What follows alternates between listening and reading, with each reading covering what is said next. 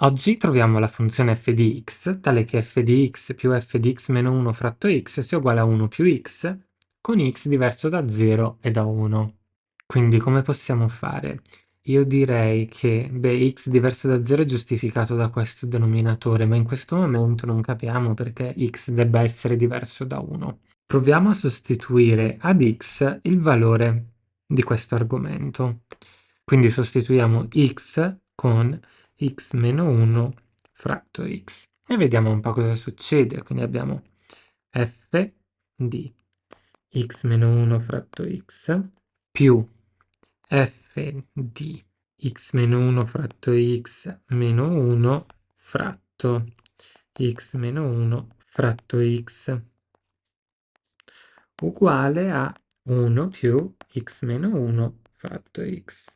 Proviamo a scrivere meglio questo argomento qui, quindi abbiamo x meno 1 meno x fratto x, il tutto fratto x meno 1 fratto x, quindi queste due x vanno via e anche queste x. Con cosa rimaniamo? Con f di x meno 1 fratto x più f di meno 1 fratto x meno 1 uguale a 1 più x meno 1 fratto x. Quindi in realtà abbiamo questa equazione qui e questa qui adesso, ma non basta ancora, perché se anche sostituissimo f di x meno 1 fratto x qui dentro, isolando questo termine qui, avremmo ancora f di x più o meno questa f qui, quindi non è sufficiente. Però adesso abbiamo capito perché c'è questo x diverso da 1 come condizione di esistenza. Abbiamo un denominatore qui.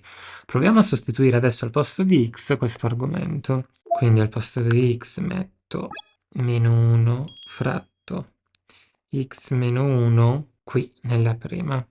Che cosa ottengo? F di meno 1 fratto x meno 1 più f di meno 1 fratto x meno 1 meno 1 fratto meno 1 fratto x meno 1. E questo è uguale a 1 meno 1 fratto x meno 1.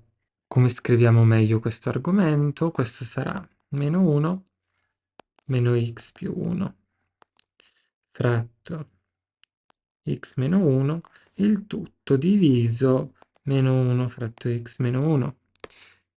Semplifico ovviamente i denominatori e meno 1 e più 1. Rimango con f di meno 1 fratto x meno 1 più f di meno x fratto meno 1 che fa x uguale a 1 meno 1 fratto x meno 1. Questa è molto più interessante perché siamo tornati ad avere f di x, ok?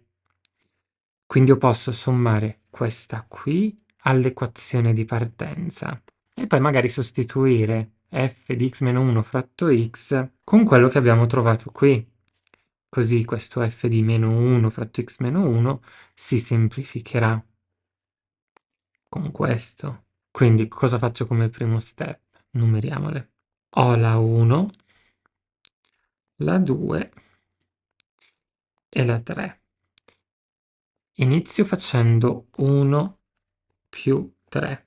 Così mi trovo ad avere 2f di x più f di x meno 1 fratto x più f di meno 1 fratto x meno 1 uguale a 2 più x meno 1 fratto x meno 1. Dalla 2 che cosa so io? La 2 fatta così proviamo ad isolare f di x meno 1 fratto x.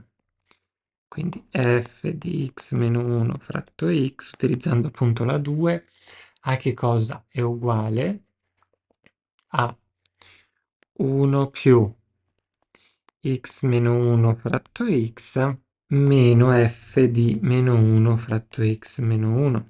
Perfetto, andiamo a sostituire questo valore qui dentro, ok? Quindi ho che 2 f di x più tutta questa cosa, quindi più 1 più x meno 1 fratto x, fatemelo scrivere come 1 meno 1 fratto x meno f di meno 1 fratto x meno 1, poi ho finito di sostituire f di x meno 1 fratto x, vado avanti da qui, più f di meno 1 fratto x meno 1 uguale a 2 più x meno 1 fratto x meno 1.